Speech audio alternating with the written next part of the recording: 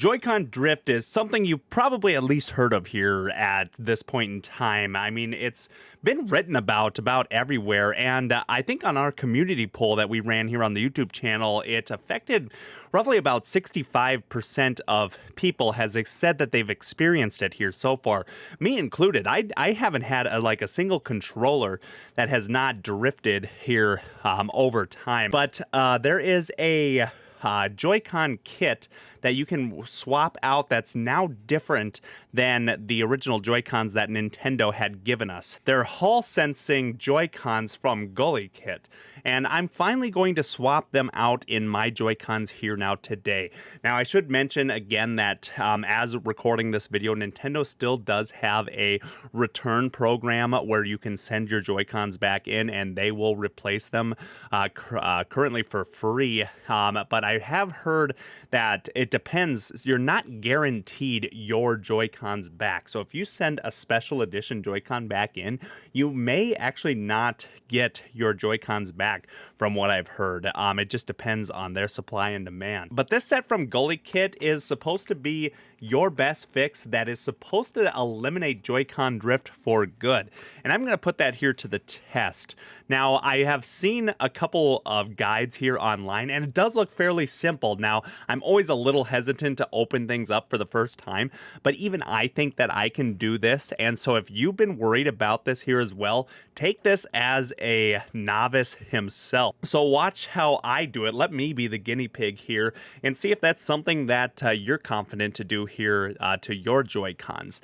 I do think that this will be worth it. And now, as long as they are true to the no drift, I will probably put these in all of my Joy-Cons, because I think like maximum the Joy-Cons that I've had has lasted about 3 years before drift has happened. Without further ado, I'm going to take this, come along with me, and let's see if we can get these Gully Kit sticks installed in our Joy-Cons. Alrighty, welcome to the setup here. Now, here are the Hall sensing joysticks. Now, what's different about these is that they are supposed to be using magnets than the traditional, I believe, like graphite rubbing, and so it's not supposed to wear down over time like the original Joy-Cons.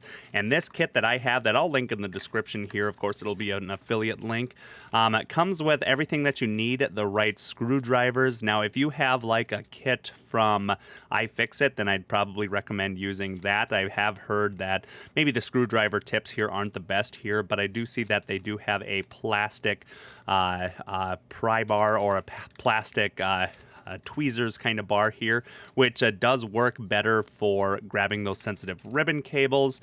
And then we also have some picks here to get into the Joy-Con themselves.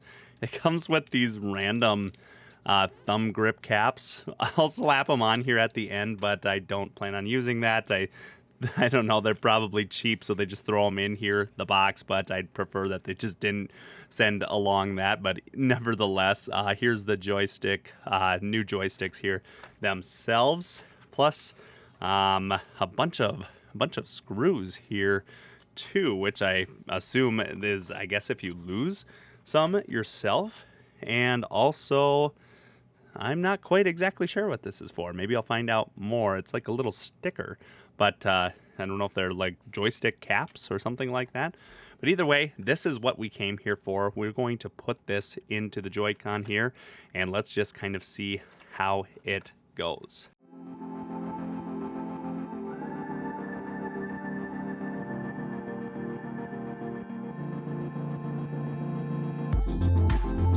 I'm just going to kind of take these screws out here next. There's like a set of 3 of them, and we'll see if we're here in the right direction.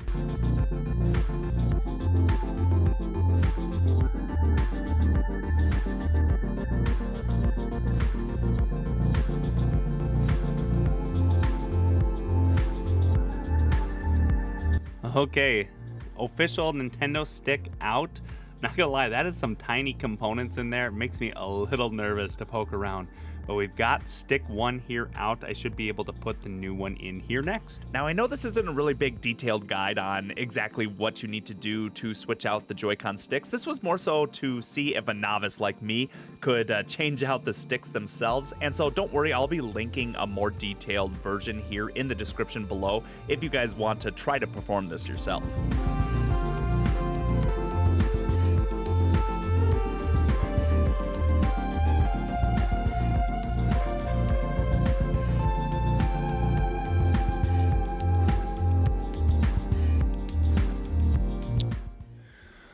Okay, I'm not gonna lie, I had to pause the recording here for a second because I was having real big issues with this ribbon cable that connects to this back trigger here and getting it reconnected. Ooh, it took me quite a long time here.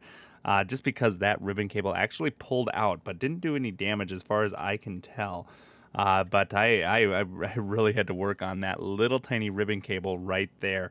But as far as I can tell here, guys, we can finally move forward here. We're going to keep on reassembling here everything, getting the battery back in because I did get the battery out to get as much weight off here as possible. And now I just remembered that I got to get this trigger here back in. So wish me luck here. I guess I'm going to crack this back open. But I think we're good as long as that ribbon cable doesn't disconnect here. Once again, we can continue here on.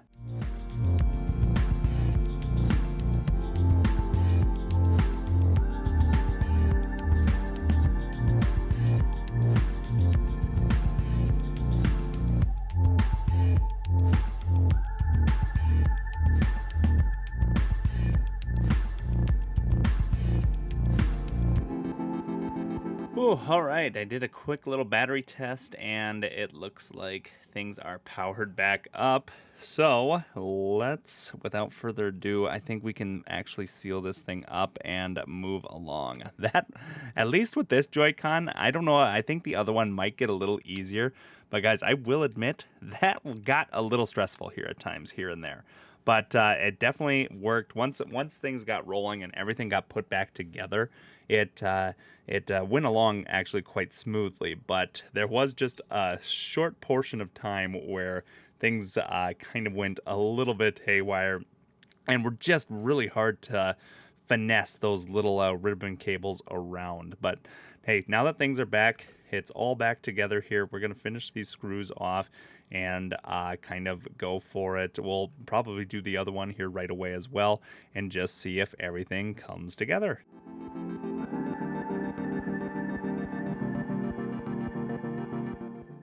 Now, although that we're part way through this video here, I just want to make sure that you say that, or I just want to make sure that I say that it is important. These are, different size screws, which is why they give you two different sets. But they're, at least in that last Joy-Con, there were 3 different sets of screws. So it's good to keep everything separate.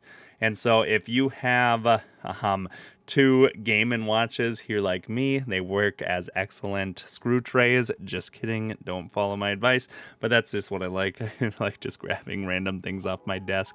And make sure that you keep all the screws here separate as well as you're doing the teardown.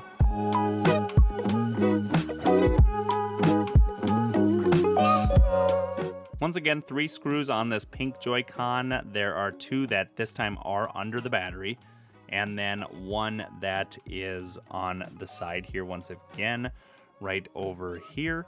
And it looks like, actually, funny enough, if I'm not mistaken, unless these are different screws. Oh yeah, the Joy-Con I believe is up there, or the thumbstick itself. But you can, I guess, unscrew the motherboard, I guess, directly without taking this off. Although I'm not quite sure necessarily why you would, but I suppose official repair people probably know better than I do.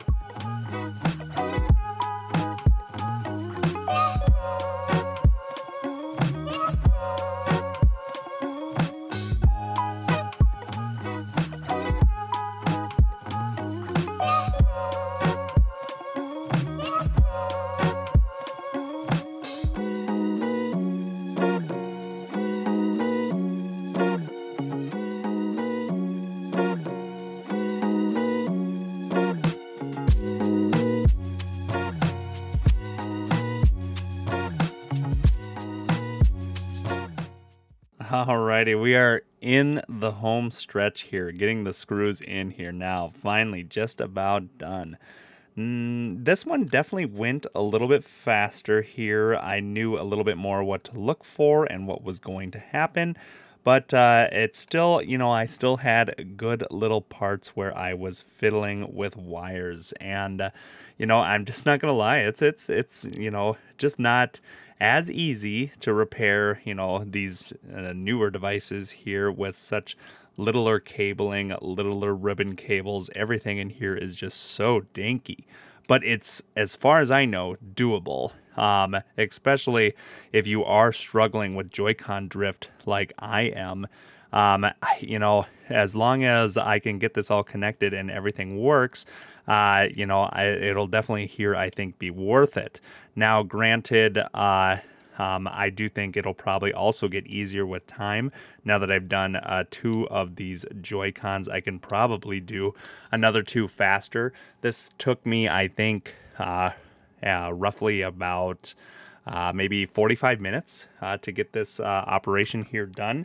But as you can see here, you can click both. The batteries are reconnected here on the Joy-Cons. Everything feels right here so far. They definitely feel stiffer, and the sticks so far, and I don't know if it's because maybe they're brand new, but they definitely feel a little different from what I'm used to here. It feels a little bit slipperier here. But that could wear in here over time. I don't want to judge feeling quite yet because, of course, usually things are stiffer until you just game on it. I will put it on the switch here, and we have to get these sticks calibrated, and let's see what we are at. You can see here that it is a little bit off just by default here. So we are going to recalibrate here in total. Release. Down. Release. Pretty easy to recalibrate here. You just have to make sure the sticks here are all set. Oops. And then we turn around and calibration should be complete. And it looks like, yep, everything is going to be good here. The sticks are all recalibrated. Definitely, once again, just a little bit stiff. I do think that they're maybe a little bit stiffer here than the regular sticks. And just feel a little slippery, but I do think that they'll at least wear in over time, and maybe after a little bit of finger grease that they might get worn in here with that. But right now here, so far, looking like no drift, and I will be sure to do any updates to let you know how these do feel down the line. But I'm going to say that's it, and a job well done. Like I said, it got a little bit stressful here at a couple moments in time, but I was able to work through it. But seeing here in the end that everything does still work, thankfully, I'd say that anyone could probably do it. I don't have much knowledge here with opening this stuff up, except for here. That's my first Joy-Con opening here, and I've done a couple other things like replace the stick in like a Nintendo 64 controller, which is a breeze compared to this. And also I've done like a little bit of a phone repair in the past too. But it's not too bad. I'd say maybe like a moderate level, but I do think it is possible. You just definitely do have to be careful, keep those screws separate, and also probably be in a really decent lighting. I have pretty okay lighting. I could have maybe used a little bit more just to shine on everything, just so you can really see what you're working with. But I'd still say that this repair is definitely possible, and as long as these are true, no drift, then these might be worth doing, especially way down the line when, let's say, when the Switch is like 10 years old and the Joy-Con repair service is 100% closed down, and if that 60% of people that have never have experienced drift jumps up to 100% because everything is wearing down, then this just might be our option and moving forward. And in fact, if this is our option, I just don't think that Nintendo's fixing it here for this controller. But the Switch 2, I hope that they're maybe testing it internally, and if this is the answer, then maybe this is what they can go forward with in the future. Either way, thanks for making it to the end of this video. I do appreciate you watching it all the way through, and let me know if you're going to try something like this yourself, or if you've had drift and you're looking for the answer, and this might just be your solution, because I would love to know if you're confident enough to open up those Joy-Cons. But either way, thanks again, and hey, we're going to catch you in another video. Peace.